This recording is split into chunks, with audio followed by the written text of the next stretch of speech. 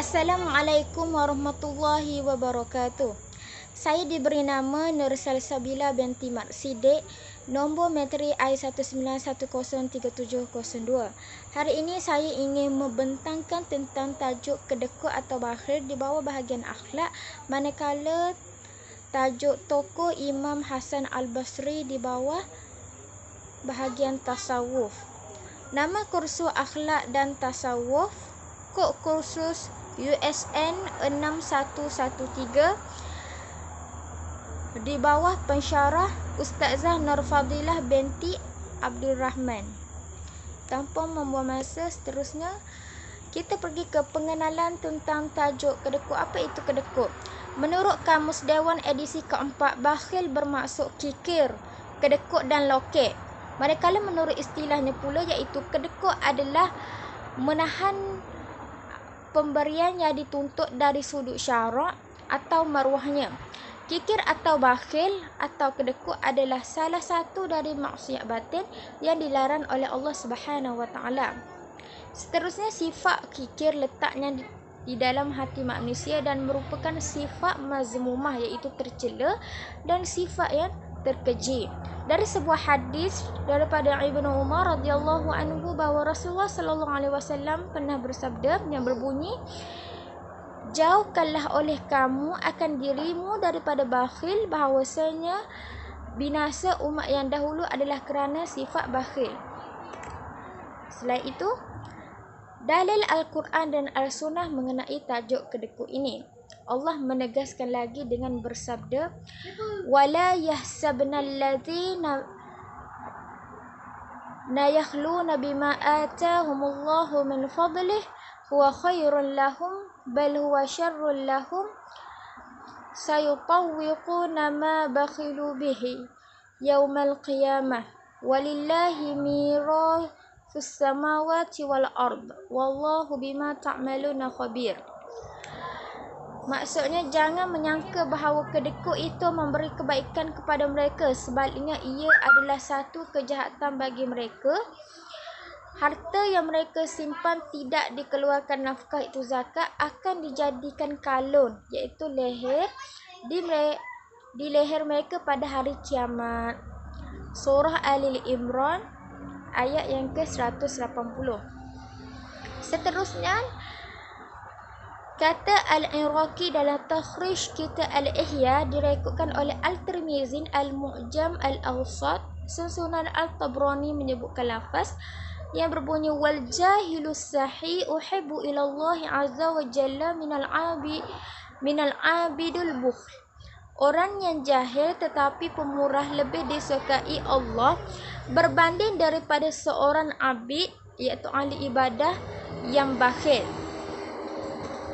Seterusnya, akibat sifat bakhil. Yang pertama, orang yang mempunyai sifat kedekut dan bakhil ini boleh dianggap berdosa kepada Allah Subhanahu Wa Taala kerana sifatnya yang tercela itu. Yang kedua, orang yang kedekut akan mendapatkan kesusahan dalam kehidupan dunia maupun di akhirat. Yang ketiga, boleh menjadi lalai hingga terus terleka oleh sebab terlalu cenderung, terlalu gemar dan berlebihan dalam mengumpulkan harta kekayaan ketika masih hidup di dunia. Yang seterusnya, boleh mengundang kebinasaan sama ada di dunia, iaitu binasa hartanya, maupun di akhirat, iaitu hartanya menyeret ia ke neraka kelak. Seterusnya, selesai sudah kita bahagian bakhil, bahagian akhlak.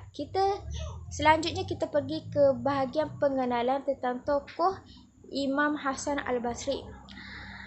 Siapakah Hasan Al-Basri? Hasan Al-Basri merupakan golongan tabi'i, orang yang bertemu dengan sahabat-sahabat Nabi. Seterusnya, ia adalah murid sahabat Nabi Huzaifah ibnu Yaman. Yang ketiga, bukanlah Allah mengirimkan para malaikat, kitab suci, Rasul dan Nabinya untuk memberitahu, mengingatkan dan menyadarkan serta menghubungkan kembali hubungan manusia dengan Allah yang terputus. Seterusnya, pengetahuan Hasan Al-Basri yang mendalam. Hasan Al-Basri mempunyai pengetahuan yang mendalam mengenai tasawuf, membuatnya ia cenderung untuk mengertikan beberapa maksud yang tersirat dalam agama Islam menurut pendekatan tasawuf. Yang terakhir, sebagaimana sufi lainnya, Hasan Al-Basri sangat takut terhadap siksaan Allah Subhanahu Wa Taala dan beliau merupakan seorang ahli tasawuf. Seterusnya, latar belakang riwayat Hasan Al-Basri. Hasan Ibnu Yasar Al-Basri lahir di Madinah pada tahun 21 Hijrah bersamaan dengan 642 Masihi. Ayahnya bernama Yasar, seorang hamba sahaya dari Zaid Ibnu Thabit yang dimerdekakan dan diangkat menjadi sekretarisnya. Abu Sa'id Al-Hasan Yasar Al-Basri dikenal dengan sebutan Al-Hasan, lahir 2 tahun sebelum berakhirnya masa kekhalifan Umar Ibnu Al-Khattab. Seterusnya, pada mulanya keluarga Al-Hasan Al-Basri tinggal di Wadi Al-Qura, sebuah daerah di wilayah Madinah. Akan tetapi ketika terjadi perang Siffin pada 37 Hijrah, orang tuanya pindah ke Basrah, sedangkan Al-Hasan Al-Basri sendiri tetap tinggal di Madinah. Keluarga Hasan Al-Basri adalah keluarga yang berilmu dan menaruh perhatian terhadap ilmu, terutama Al-Quran dan hadis. Latar belakang sosial, politik, ekonomi pula iaitu Hasan Basri hidup pada zaman dinasti Umayyah. Tidak lupa juga Hasan Al-Basri juga menjauhkan dirinya daripada kehidupan politik. Seterusnya, perwatakan peribadi Hasan Al-Basri. Yang pertama, Hasan Al-Basri adalah seorang sufi tabi'i, seorang yang sangat takwa, wara' dan zuhud. Yang kedua, Hasan Al-Basri tumbuh dalam lingkungan yang soleh dan mendalam pengetahuan agamanya. Ia juga menerima hadis dari sebahagian sahabat. Seterusnya, seorang murid yang patuh akan nasihat dan kata-kata gurunya serta banyak membuahkan pandangan-pandangan dari para alim. Seterusnya, Hasan Al-Basri terkenal dengan sifat kezuhudannya walaupun dia merupakan seseorang alim yang berpengaruh. Seterusnya, Hasan Al-Basri adalah zuhud terhadap dunia, menolak kemegahan semata-mata untuk menuju kepada Allah, tawakal, khauf dan roja. Seterusnya, Hasan Al-Basri sentiasa sedih dan takut apabila ia tidak dapat mengerjakan perintah Tuhannya dengan sepenuhnya dan meninggalkan larangannya dengan sepenuhnya. Yang terakhir, Imam Hasan Al-Basri juga merupakan seorang yang sedikit makannya dan tidak terikat oleh makanan dan minuman.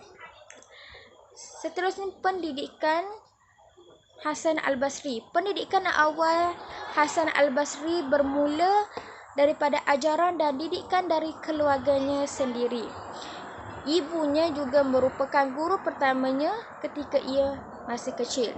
Seterusnya, ibunya banyak memberikan impak dan berpengaruh terhadap peningkatan pengetahuan dan tumbesaran Hasan Al-Basri.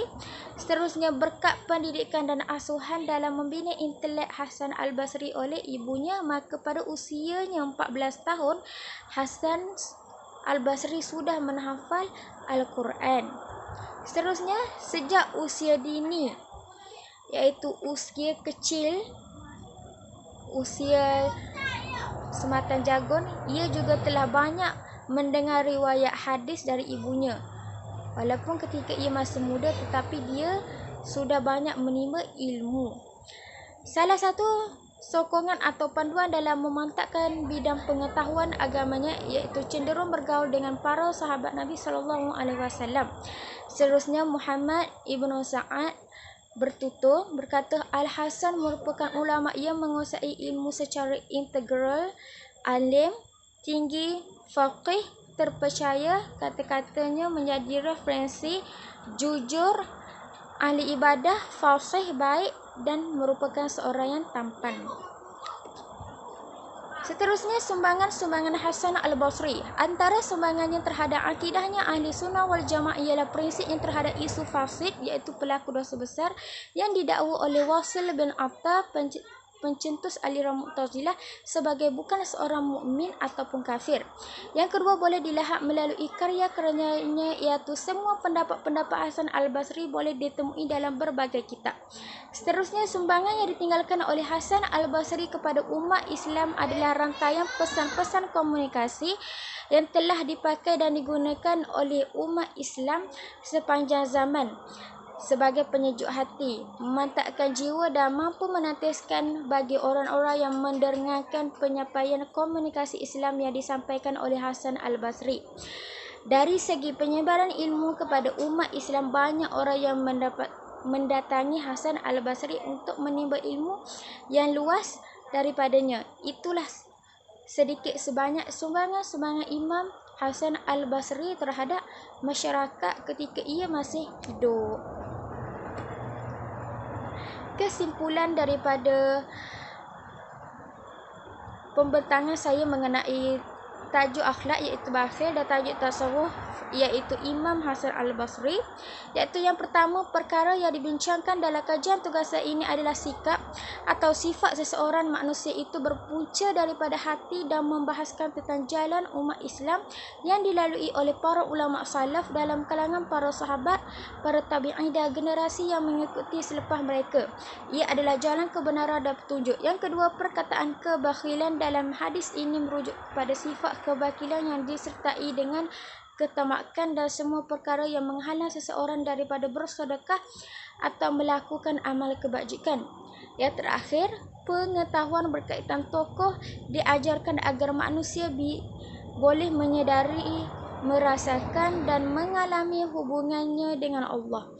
Dakwah jalan tasawuf boleh menjadi cara yang terbaik, paling efektif dan efisien kerana melalui tasawuflah ajaran Islam itu boleh dirasakan dan dialami, juga disebarkan sehingga kita boleh mengenal Allah Subhanahu wa taala.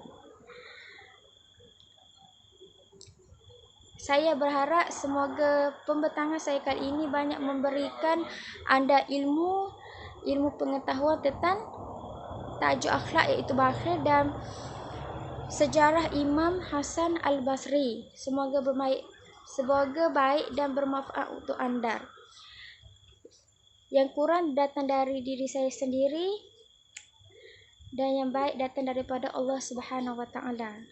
Wabillahi taufiq wal hidayah. Wassalamualaikum warahmatullahi wabarakatuh.